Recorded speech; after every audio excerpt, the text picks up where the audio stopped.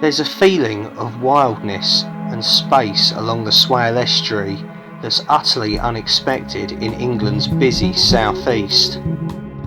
From the pretty village of Oare, the landscape quickly expands into wildlife-rich marshland, with far-reaching views out across the estuary to the Isle of Sheppey and the North Sea. Oare Marshes Nature Reserve is an important site for many resident and migratory wetland birds, including avocates, lapwings, marsh harriers and whimbrels. Oare is a small village with a real maritime feel on the outskirts of Faversham, right on the Saxon Shore Way long distance footpath. Good afternoon again everyone. I'm back in Kent today. I'm joined by the very lovely Candice. Hello. And we're going to be doing a 5-mile circular walk from the Kent Pub Walks book. This is a new one I've got. And we're in a little part of Kent I've never actually been to before. We've just left the lovely little village of Oare, which is in the borough of Swale, and we've parked our car overnight at the Three Mariners pub.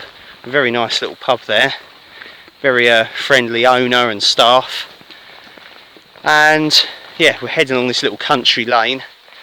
We're going to be heading out to the Swale Estuary, which is like a channel of water, you could say, that separates mainland Kent from the Isle of Sheppey. So we're going to be seeing some little bits of history as well along the way. We're looking to wild camp up on the Swale Estuary at a abandoned jetty or harbour called Dan's Dock, and there's some sort of remains there, bit of history, so we'll tell you about that along the way. And the weather it's overcast at the moment. It's very warm and muggy out. It is sort of mid-July. We're forecast rain apparently, light rain though, and a slight breeze at around 4 o'clock to about 8 o'clock at night. But we've got our tents with us today. Candice has got a little OEX Foxx 1 tent which she adores, and I've got my still quite new Wild Country Helm 1 tent which I absolutely adore. So enough talking, let's get walking!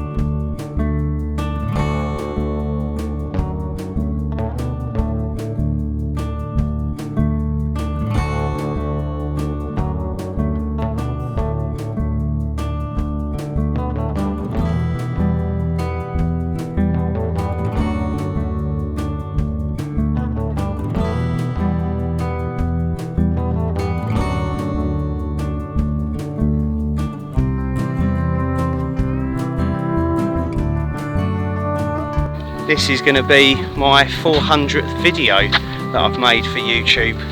Cheers everyone for watching, following the channel, supporting it as always. It's much appreciated. So it's a sort of a little bit of a celebratory wild camp, this one, and walk. The drink of choice tonight is Thatcher's Rosé. Again, we've got some tins of that. So Candice's got 1 tin, I've got 2.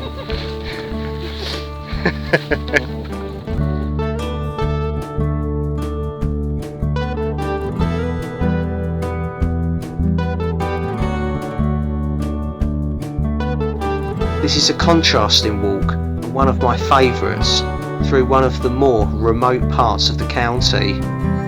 It will take us through fields and then out onto the tidal reaches of the Swale, the channel of water separating Kent from the Isle of Sheppey. Part of this walk is along part of the Saxon Shore Way. There is plenty of interest. The walk passes the nature reserve for much of its length, whilst there are plenty of relics of Kent's maritime past dotted along the route.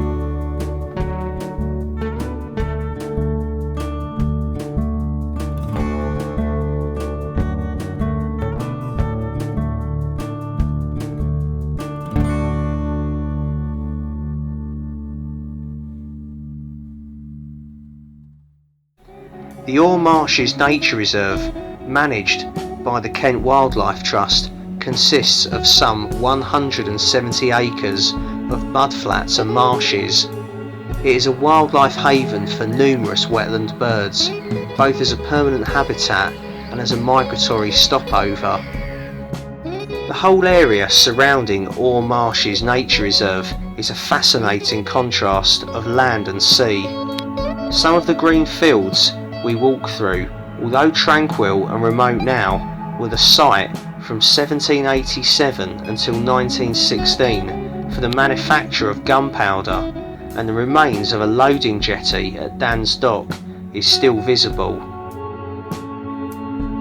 The first gunpowder factories were small, built near the town of Faversham and alongside the stream between the London to Dover Road, which is now the A2, and the head of the creek. By the early 18th century, these had coalesced into a single plant, subsequently known as the Home Works, as it was the town's first. In the 1680s, a second factory was started by Huguenot asylum seekers alongside another stream about 2 kilometres west of the town. It had its own access to the sea via Oare Creek, and so became known as the Oare Works, although it was wholly in the parish of Davington.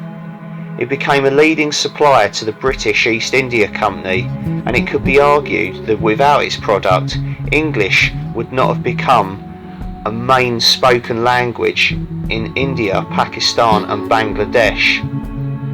Gunpowder from Faversham was not just used in warfare, it played a key part in the Industrial Revolution by enabling routes to be blasted for canals and railways. The third and last gunpowder factory to open was the Marsh Works, built by the British government 1 kilometre northwest of the town to augment output at its home works. It opened in 1787. It also had access to the sea via Oare Creek. In the wake of the Napoleonic Wars, the government leased its Faversham works back to the private sector. The Home Works in 1816 and the Marsh Works in 1834, selling them in 1825 and 1854 respectively. Explosives manufacture continued unabated at both sites under private ownership. All 3 gunpowder factories shut in 1934. Imperial Chemical Industries (ICI), then the owners, sensed that war might break out with Germany and realised that Faversham would then become vulnerable to air attack or possibly invasion. They transferred production, together with key staff and machinery, to Harty in Ayrshire, Scotland. Gunpowder is a low explosive, best used as a propellant. Gun cotton, the first high explosive, more useful for its destructive powers, was invented by Dr. Christian Schoenbein of the University of Basel in 1846. Under licence from him, it was first manufactured at Faversham's Marsh Works in 1847. The manufacturing process was not yet fully understood. On the 14th of July 1847, a serious explosion killed 18 staff, only 10 of whose bodies could be identified. As a result of the blast, the factory owners shut the plant. Gun cotton was not made again in Faversham until 1873, when the Cotton Powder Company, independent of the gunpowder factories, opened a new plant on a remote site near Uplees, about 4 kilometres northwest of the town centre. It was still within the parish, but alongside the River Swale, the deep water channel that divides mainland Kent from the Isle of Sheppey. Deliveries of raw materials, cotton waste and sulphuric and nitric acids could readily be made and the product was easily dispatched by water. With a buoyant market, the factory rapidly expanded, producing each new high explosive as it was formulated. Adjoining it to the west in 1913, an associated venture, the Explosives Loading Company built a plant to fill bombs and shells. Both plants were high-tech, state-of-the-art, with a power station, hydraulic mains and an internal telephone and tramway systems. Together they occupied an area of 500 acres, almost as large as that of the City of London. When the First World War started in 1914, the two factories were requisitioned by the Admiralty and armed guards were mounted. Production facilities were further expanded and many new staff recruited from Faversham and elsewhere in East Kent. Road access for the workers was poor, so the Admiralty built a metre gauge railway, the Davington Light Railway, to transport them from a terminus at Davington near the home works to Uplees. The owners of both Swaleside factories had foreseen that they would become superfluous at the end of the First World War, and they closed promptly and permanently in 1919. The Davington Light Railway track was lifted. Its 3 steam locomotives found new homes in South America, where at least one is thought to survive. The 1916 explosion at Faversham was the worst in the history of the British explosives industry. At 2:20 p.m. on Sunday the 2nd of April 1916, a huge explosion ripped through the gunpowder mill at Uplees near Faversham, when a store of 200 tons of TNT was detonated, following some empty sacks catching fire. The TNT and ammonium nitrate used to manufacture amatol had exploded. The weather might have contributed to the start of the fire. The previous month it had been wet but had ended with a short dry spell, so that by that weekend the weather was glorious, providing perfect conditions for heat-generated combustion. As it was a Sunday, no women were at work. There were 115 deaths of men and boys, including all the works fire brigade, in the explosion and in subsequent sympathetic detonations. The bodies of 7 victims were never found. 108 corpses were buried in a mass grave at Faversham Cemetery on the 6th of April.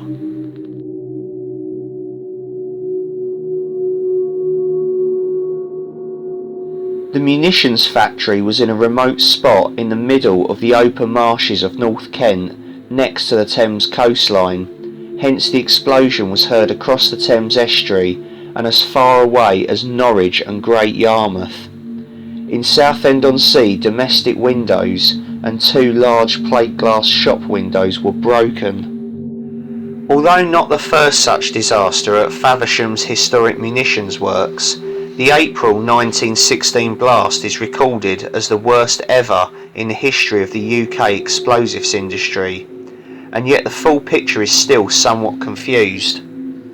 The reason for the fire is uncertain, and considering the quantity of explosive chemicals stored at the works, with one report indicating that a further 3,000 tonnes remained in nearby sheds unaffected, it is remarkable and a tribute to those who struggled against the fire that so much of the nation's munitions were prevented from contributing further to the catastrophe. Hello again everyone, it's about I think 5:30 now, just off of the Saxon Shore Way, that's literally right there. We've been set up here for over an hour now. There's the Swale Estuary, Sheppey and the Isle of Harty's there. There's a boat going by, and yeah, we've been set up here for a while now. We've found a little bit of concrete which is, as I say, part of the disused abandoned docks here.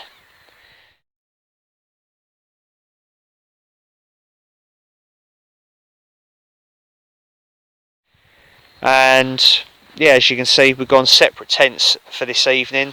Candice has got a little OEX Foxx 110, and I think she's borrowing my sort of summer down bag, the Cumulus ultralight bag, because her pink blacks down sleeping bag is far too warm for her. She was sweating her tits off last night. She won't mind me telling you that. Just have a little look in here and show you. She's got a little porch here. We kicked our shoes off. We're chilling out. Hardly seen anyone, by the way. We saw one dog walker, and he was like, "All right," and that was it. So let's have a little look in here. Very, very tidy. Look, there's the down bag I've lent her. She's got her OEX pillow. Loads of space up the back there. And then she's got the OEX half pad. I gave her that ages ago. And then a Decathlon silver foam pad. Oh, created a mess, right. Don't tell her. Anyway, yeah. Nice and little tidy that. Nice little setup. We're not forecast any rain. But it's just not rain. Yeah, it was meant to like be a light drizzle. We've had nothing. So yeah, we should be fine in these tonight. No wind. And then of course I have got the Wild Country Helm 1. As you can tell by my tone of voice, I love this tent. It's majestic, it's a thing of beauty. And yeah, I'll give you another little tour inside. Let's open up. Who lives in a tent like this? Tom Outdoors does. So there's my porch, bit of cooking stuff and a little rubbish bag I've started. You've got the vestibule over the back with me rucksack in a liner bag. I'm going to probably keep that mozzie net bit up and the door bit open tonight because it's going to be warm.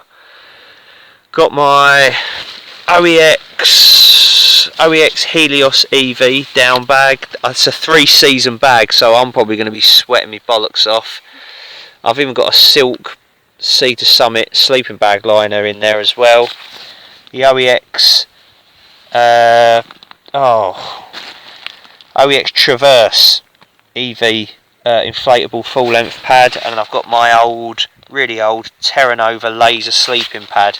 That thing is old, it's a thin little pad. I've got my new pillow, well semi-new, I've sort of had it a while now. So it's a size medium I think, X-Ped Comfort Pillow, medium, there we go. It's really nice and it sits nicely in the hood of your sleeping bag, and I've got that Thermarest stuff sack pillow as well, which I keep sleeping clothes in and stuff in as well. Yeah, my little light up there as well. Love it. I'm looking forward to this, to getting a good night's sleep in this tent. Yeah, as I say, we're just on the remains of like the disused docks and loading and unloading jetties for the old gunpowder works and stuff here at Oare Marshes. It's brilliant. The weather's, been really kind to us. I think it's looked to stay that way, yeah. So over that way in the distance you can see the I think it's called the King's Ferry road bridge. It's the permanent crossing over to Sheppey. So over that way you'll have Sheerness, stuff like that, Queenborough, and then this is sort of heading out into the back and beyond of Sheppey and like the Isle of Harty. The Isle of Harty ferry used to be over there.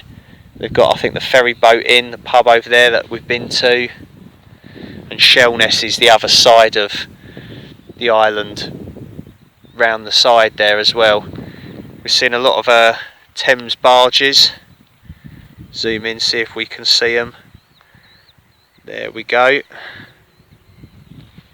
It's been really nice. I think Candice is going to start doing some food. We've had a cider, a Thatcher's Rosé. There we go, she's got some more tuna in light mayonnaise from a British Army ration pack. And I've not got a lot of food with me actually tonight. I've got just where is it? In here we've got, I've got chocolate pudding for dessert, meatballs and pasta. I think Candice has got meatballs and pasta as well. and another new decathlon breakfast, dehydrated muesli with raisins. Should be good. Got 2 of these Nescafe double chocolate mochas and a Twinings pure peppermint tea. So yeah, that's sort of my breakfast and dinner really. So I'm probably not going to start cooking till a bit later. We've got 2 more tins of Thatcher's Rosé left. That'll do us. We've got about 3-4 litres between the 2 of us of water, so that should be enough, definitely. We've not got that much further to walk really. We've done just over half the walk, and we'll be heading that way in the morning towards like Oare Marshes, the remains of the Harty Ferry crossing, back along Oare Creek, back to the village of Oare and the Three Mariners pub where the car's parked. So yeah, we're just going to continue to chill out. Candice is going to continue to discuss me with her tuna in light mayonnaise. Really nice. It's nice, she says, yeah. And yeah, we'll get back to you a little bit later then, really. Not a lot to report on at the moment, we're just shooting the breeze, which is nice. Wind's picked up a little bit, it's a little bit chillier now, and I think we're getting on to about 6:30, 7 o'clock. Meatballs and pasta time. I just had a double chocolate mocha. I think we're going to crack open our second of 3 tins of Thatcher's Rosé cider. Here we go. It's good, the Wayfarer meatballs and pasta. Not as good as beans and burgers though.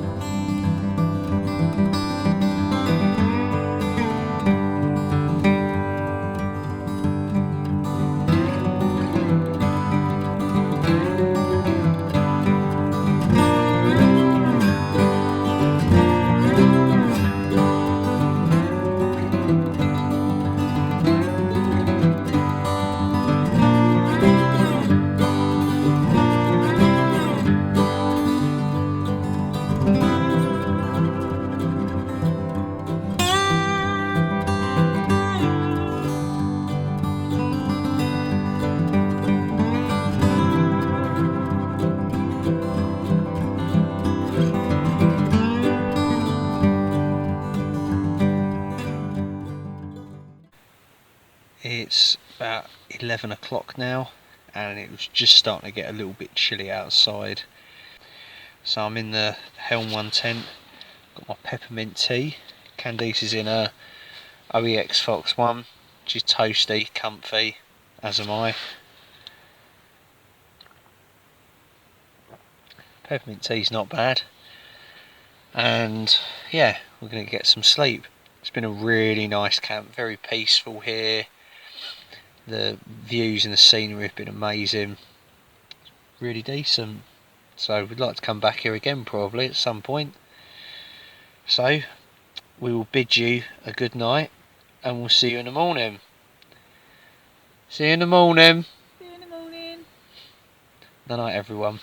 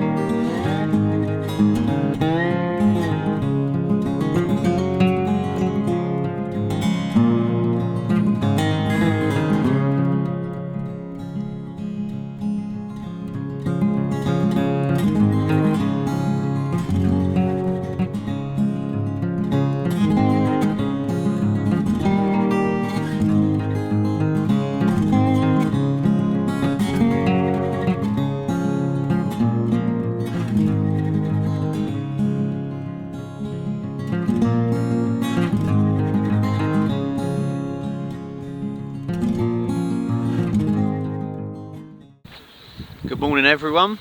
Morning. We're both awake as you can see. The time is, you know what the time is? 8:14. 8:14. Yeah. It's not bad. 8:15. Little bit of like light rain in the air, but we're sure it'll blow over. It's cloudy today. There was no sunrise, so we slept in.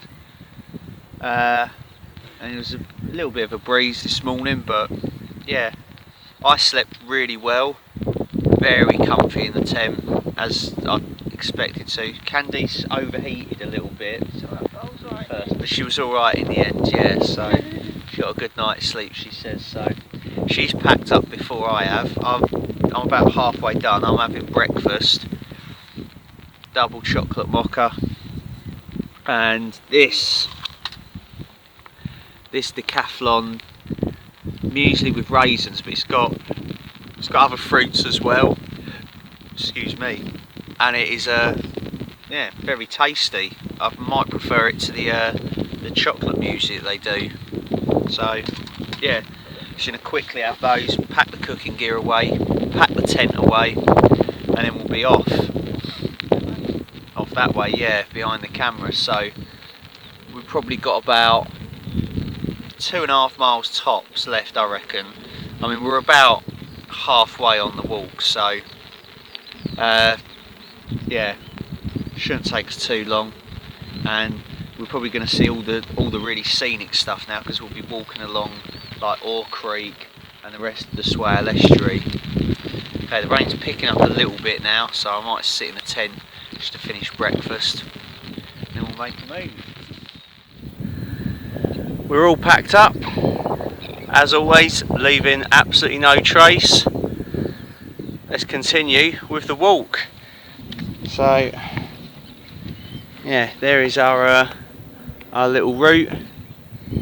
So yeah, I'd say we've got about half of it left, and it's all going to be walking beside the Swale Estuary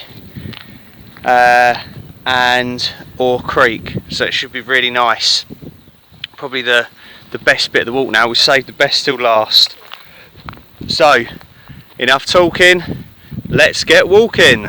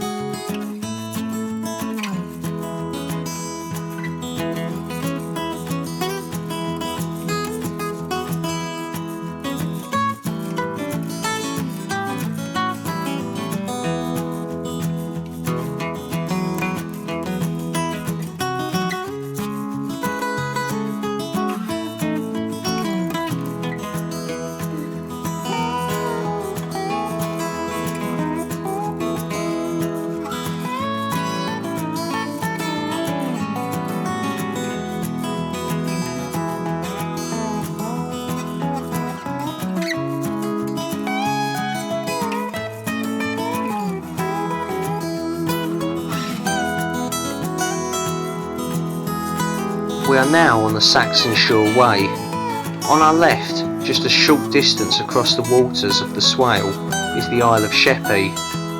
To our right is the Oare Marshes Nature Reserve, an area very popular with ornithologists. The reserve is of international importance for overwintering and migrating wetland birds.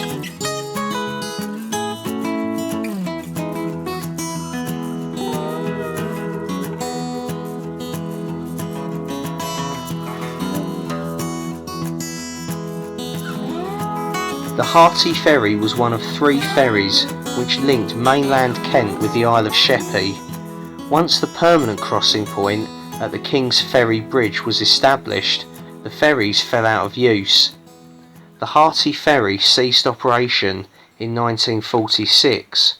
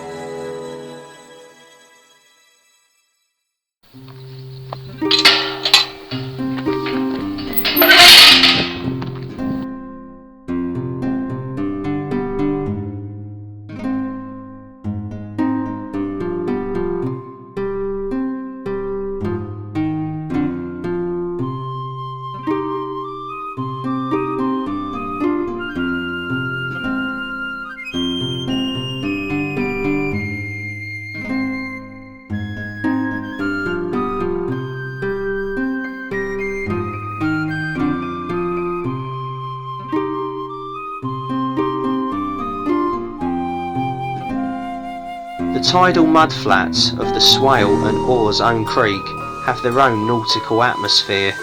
The Oare and Faversham creeks are open for navigation at high tide.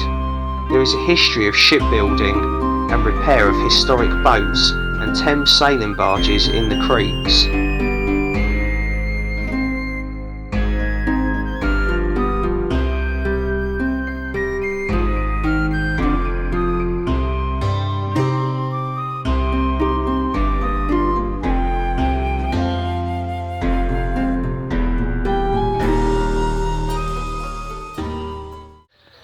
We are back in the village of Oare where we parked the car at the Three Mariners pub. That's been a really good little walk, that one. Really enjoyed it. My kind of scenery and views. We had a cracking wild camp and a spot I'd like to return to in the future, I think. And here is the Three Mariners pub. Cheers to the owner for letting us park the car here. It was really helpful, that was. Yeah. Very friendly staff, so if you're round this way, go to the Three Mariners pub. It's pretty good. We've found Candice's next tent she wants to buy. A teepee. I've said to her, not quite lightweight backpacking, but you know, she loves it though. There we go. That's called glamping, I think. You could, I think you could just about fit all your kit in there, couldn't you? Just about. Could be a bit of a squeeze. Yeah, bless her, she loves it. So, we're back at the car and that's the end of the video. It's been absolutely brilliant. We've had a really good weekend together. Thank you to the lovely Candice for joining me. It's been good fun.